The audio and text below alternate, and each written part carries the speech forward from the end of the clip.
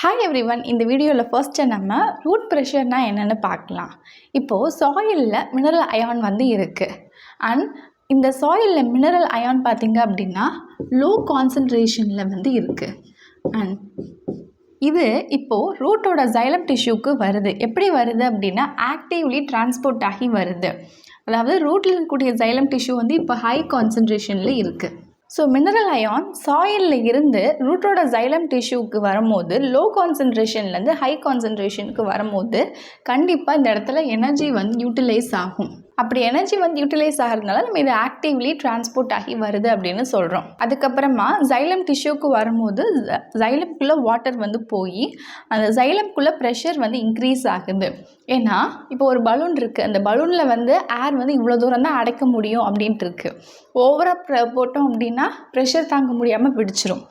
அதே மாதிரி இப்போ இங்கே பார்த்தீங்கன்னா ஜைலமில் நம்ம வாட்டர் உள்ளே போகும்போது ஜைலமோட சைஸில் இன்க்ரீஸ் ஆக போகிறதில்ல, ஜைலம் அப்படியே தான் இருக்குது. ஆனால் வாட்டர் உள்ளே வர வர ப்ரெஷர் இன்க்ரீஸ் ஆகும்போது என்ன பண்ணுதுன்னா அந்த ப்ரெஷர் மூலிமா வாட்டர் அப்வர்டுக்கு புஷ் ஆகுது ஃபார் சம் எக்ஸ்டென்ட். அந்த ப்ரெஷரை தான் நம்ம ரூட் ப்ரெஷர்னு சொல்கிறோம். Next uptake of minerals by the plant roots பற்றி பார்க்கலாம். இப்போது பிளான்ட்டில் இருக்கக்கூடிய ரூட் சாயிலில் இருக்கக்கூடிய மினரல்ஸ் அப்சர்வ் பண்ணுது அப்படின்னா எதுக்காகனா நியூட்ரிஷனல் ரெக்குயர்மெண்ட்டுக்காண்டி. அப்படி அப்சர்வ் பண்ணும்போது பாசிவ் அப்சர்ப்ஷன் மூலிமா அப்சர்வ் பண்ணாது. Passive transport or passive absorption அப்படிங்கிறது என்ன? மூமெண்ட் ஆஃப் மாலிகுல்ஸ் இருக்குது. ஹை கான்சன்ட்ரேஷன் ரீஜனில் இருந்து லோ கான்சன்ட்ரேஷன் ரீஜனுக்கு without the utilisation of energy, அதை தான் பாசிவ் டிரான்ஸ்போர்ட் அப்படின்னு சொல்லுவோம். ஆனால் இங்கே ரூட் மினரல்ஸை பாசிவ் டிரான்ஸ்போர்ட் மூலமா அப்சர்வ் பண்ணலை. அதாவது இந்த இடத்துல எனர்ஜி யூட்டிலைஸும் ஆகிருக்கு. அந்த மூமெண்ட் பார்த்திங்க அப்படின்னா லோ கான்சன்ட்ரேஷன் ரீஜன்லேருந்து ஹை கான்சன்ட்ரேஷன் ரீஜனுக்கு போயிருக்கு. அதனால இங்கே பாசிவ் அப்சார்ப்ஷன் நடக்கலை. அப்போ நடக்கலை அப்படிங்கிறதுக்கு 2 ஃபேக்டர்ஸ் சொல்லியிருக்காங்க. என்னென்ன அப்படின்னா சாயில் இருக்கக்கூடிய மினரல்ஸ் பார்த்திங்கன்னா சார்ஜ்டு பார்ட்டிகல்ஸ், அதாவது அயான்ஸாக இருக்கிறதுனால இது செல் மெம்பரேனை க்ராஸ் பண்ண முடியல அப்படின்னு சொல்லியிருக்காங்க. அண்ட் சாயிலில் இருக்கக்கூடிய மினரல்ஸ் லோ கான்சன்ட்ரேஷனில் இருக்குது. அண்ட் than that of இந்த ரூட்டில் பார்த்திங்கன்னா ஹை கான்சன்ட்ரேஷனில் இருக்குது. அதனால் இந்த 2 ரீசன்னால் பாசிவ் டிரான்ஸ்போர்ட் இங்கே நடக்கலை. therefore மோஸ்ட் மினரல்ஸ் எப்படி ரூட்டில் என்ட்ரு ஆகுது அப்படின்னா பை ஆக்டிவ் அப்சார்ப்ஷன். ஆக்டிவ் அப்சார்ப்ஷனில் எனர்ஜி யூட்டிலைஸ் ஆகிருக்கும். அண்ட் சாயிலில் பார்த்திங்கன்னா மினரல்ஸ் லோ கான்சன்ட்ரேஷனில் இருக்கும். அண்ட் ரூட்டில் பார்த்திங்கன்னா ஹை கான்சன்ட்ரேஷனில் இருக்கும்.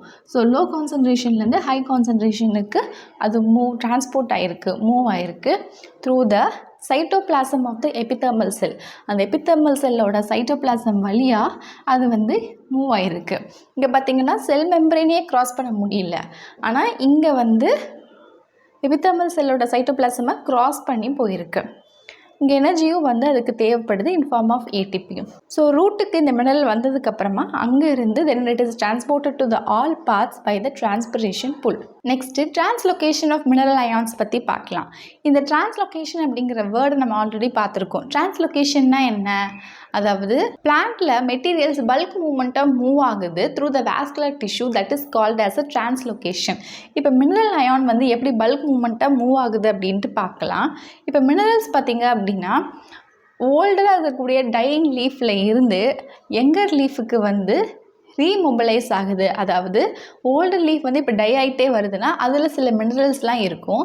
அது இப்போது ஒரு நியூ லீவ்ஸுக்கு யங்கர் லீஃபுக்கு போகும்போது ரீமொபலைஸ் ஆகப்படுது, மூவ் ஆகுது. இங்கேருந்து இங்கே மூவ் ஆகிறதுல நம்ம ரீமொபலைஸ் ஆகுது அப்படின்னு சொல்கிறோம். இதை நம்ம டெசிடியூஸ் பிளான்ட்டில் பார்க்க முடியும்.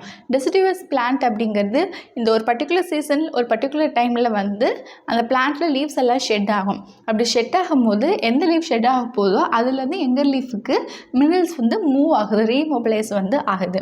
என்னென்ன எலமெண்ட்ஸ்லாம் பார்த்திங்கன்னா அந்த மினரல்ஸில் phosphorus, sulphur, nitrogen and potassium இதெல்லாம் ஈஸிலி ரீமொபலைஸ் ஆகுது.